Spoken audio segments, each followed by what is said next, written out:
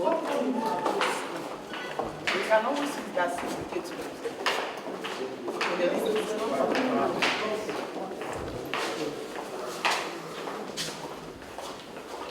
sorry. Oh, yeah. Tell them to do sorry,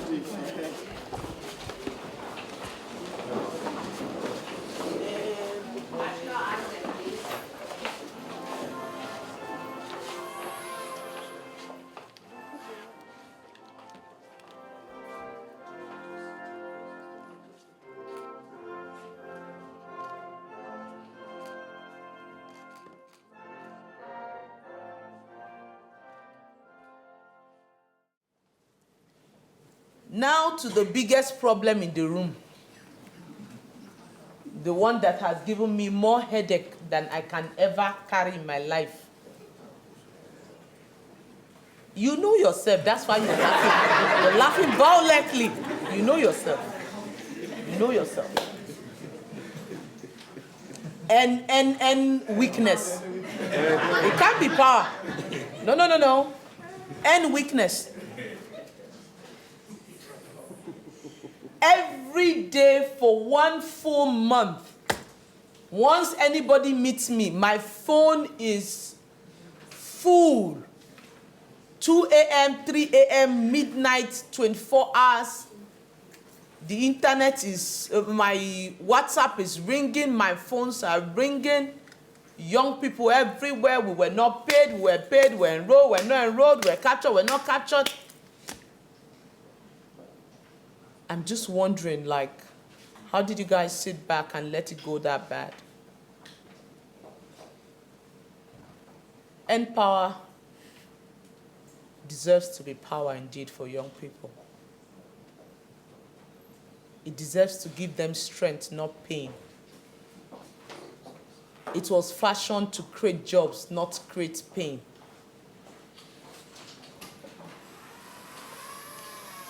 We will completely overhaul Npower. I told them this morning on Arise. Of course, once you get to any TV station, just wait that they cannot finish that interview without asking you Npower. It has more bad name than good.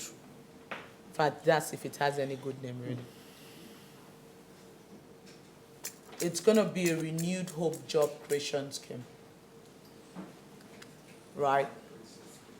And we are going to both create jobs through vocational skill training and then, of course, different forms of job creation, including going into IT, digital, cinematography, photography, and the rest of it. We'll train people, empower them, help them get placement, do pitches for them, bring in the experts in those fields, so come and sit in the same room with them and change their mindset, because it's not enough to give somebody money or train the person on something. They need some form of motivation and some form of behavioral change. So we'll bring in the right people, people like Dangote, people like Tony Elumelu, people that can inspire these young people to come in and engage with them.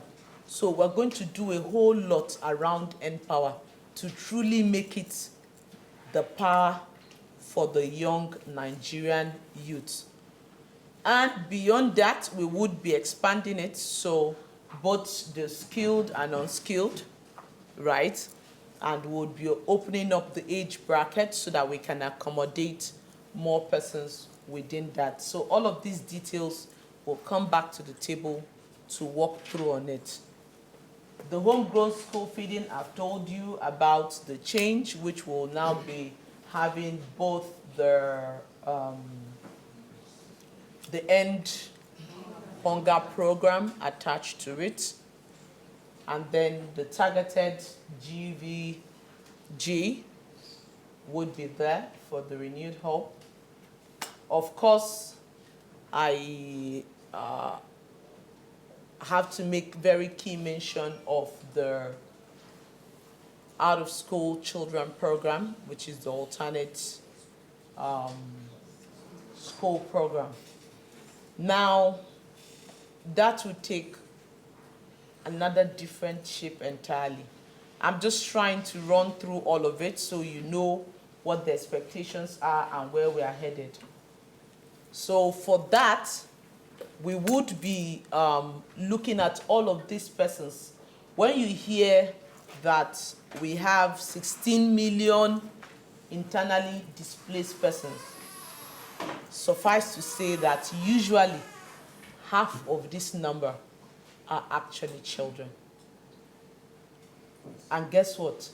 Those children are out of school. They are out of school. We need a structured program to cover them. Transition learning areas, transition learning teachers who the Npower should ordinarily be providing teachers for the out-of-school children at their new locations, and several other interventions that we must do to bring children back into school. Beyond those who are even displaced, there are out-of-school children everywhere as a result of poverty. So when I go to the UN, I hear numbers like 20 million out-of-school children in Nigeria, 21 million out-of-school children in Nigeria. I'm holding my heart in my hand because it's hurting.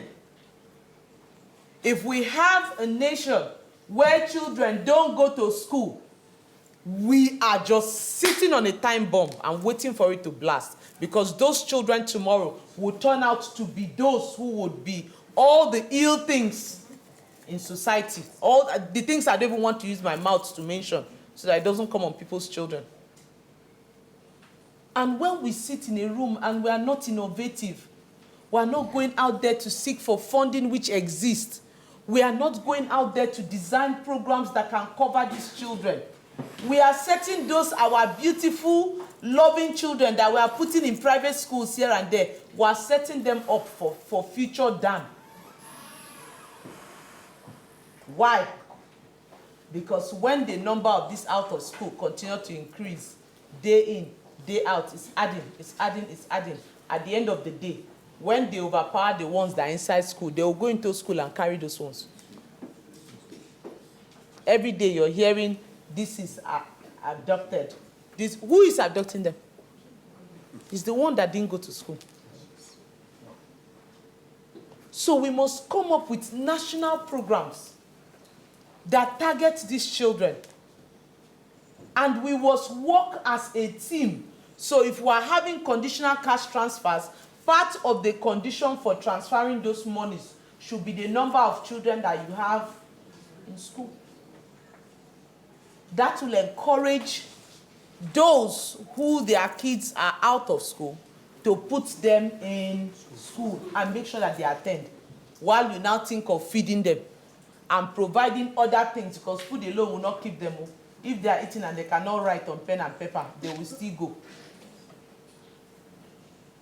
You provide other things that can help keep them in school. Pardon me, I'm trying to open your minds. I don't want things to be done the same way they have been done. It's not giving us the right result. I'm sorry to say. So please, whomsoever is in charge of the alternate school program should sit down. I'm happy to sit with you. There's nothing I'm telling you that I've not thought through. And I have details on the structure how we want it to run. The president has equally shared his mindset on how he wants these things to run. And that's why he wants it to have a more national outlook as a national program